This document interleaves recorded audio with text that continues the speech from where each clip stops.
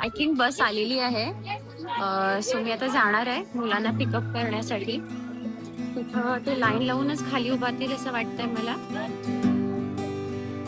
I think मला दिसत आहेत.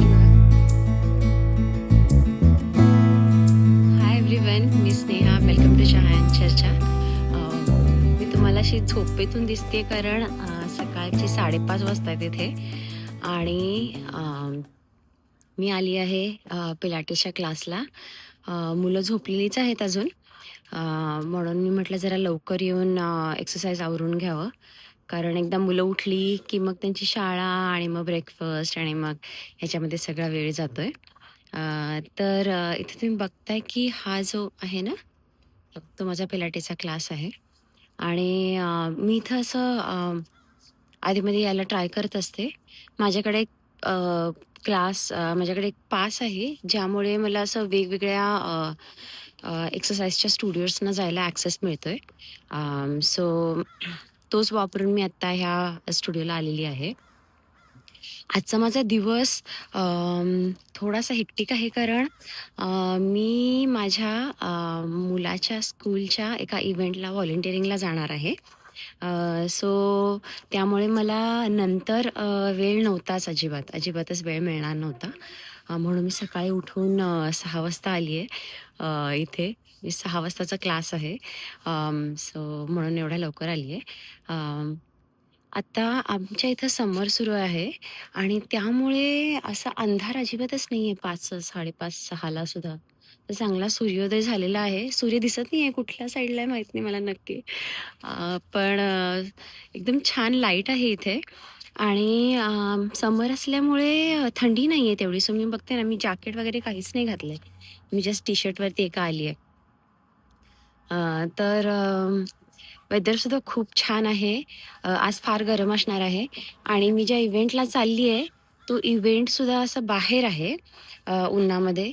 सो मला सनस्क्रीन आणि टोप्या वगैरे सगळं व्यवस्थित मुलांना लावून म्हणजे घालून पाठवावं लागणार आहे त्यांना. तर माझी ही एक्सरसाइज आहे ज्याला मी आली आहे, त्याला पिलाटेस म्हणतात. सो काय असते की त्यांच्याकडे एक अशी मशीन असते ज्याच्यावरती तुम्ही वजनं एक्स्ट्रा वाढवून तुम्ही एक्सरसाइज करताय. सो हात म्हणजे पूर्ण बॉडीचाच वर्कआउट असतोय तो.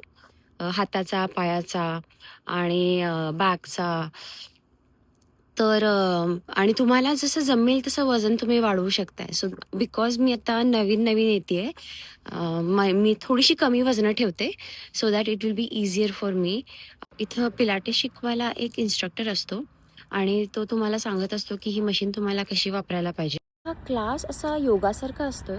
त्यांच्या पोझिशन्स म्हणजे ठरलेल्या असतात. सो त्यांनी अगोदरच ठरवलेलं असते की एकानंतर काय, एका पोझिशननंतर कुठली पोझिशन शिकवणार आहे. त्यांनी असा क्लास तयार केलेला असतो जेणेकरून तुमचं पूर्ण बॉडीचं वर्कआउट व्हावं. सो मी फर्स्ट टाईम जेव्हा ॲक्च्युली केला होता हा क्लास, तेव्हा मला 2 दिवस माझं अंग पूर्ण दुखत होतं. आता तेवढं होत नाही कारण आता सवय झाली.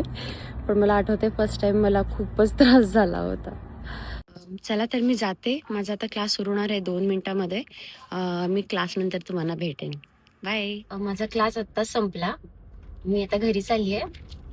मुलं उठलेली असणार आहेत फॉर शुअर. 7 वाजत आलेत आता. सो मुलांना ब्रेकफास्ट वगैरे करून देणार आणि स्कूलला सोडणार आणि मग त्यानंतर त्यानंतर मी ब्रेकफास्ट करणार, चहा पिणार आणि मग माझ्या मुलाच्या स्कूलचा एक इव्हेंट आहे. मी त्या इव्हेंटला जाण्याची तयारी करणार. इथून माझ्या घरापासून बराच दूर आहे तो. सो मला ॲटलीस्ट हाल्फ एन आवरपेक्षा जास्त आय थिंक ड्रायव्हिंग असणार आहे आणि मला वाटते की मला ट्रॅफिकही मिळेल जाताना. So let's see. खूप मजा येणार आहे त्या इव्हेंटला. मुलांना फार आवडतंय.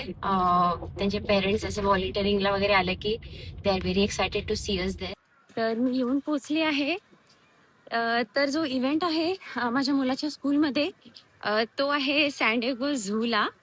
तर आम्ही त्याचे पूर्ण क्लासमधले सगळे मुलं सॅन डिएगो झूला जाणार आहेत आणि मी व्हॉलंटिअर केले त्या मुलांबरोबर जाण्यासाठी.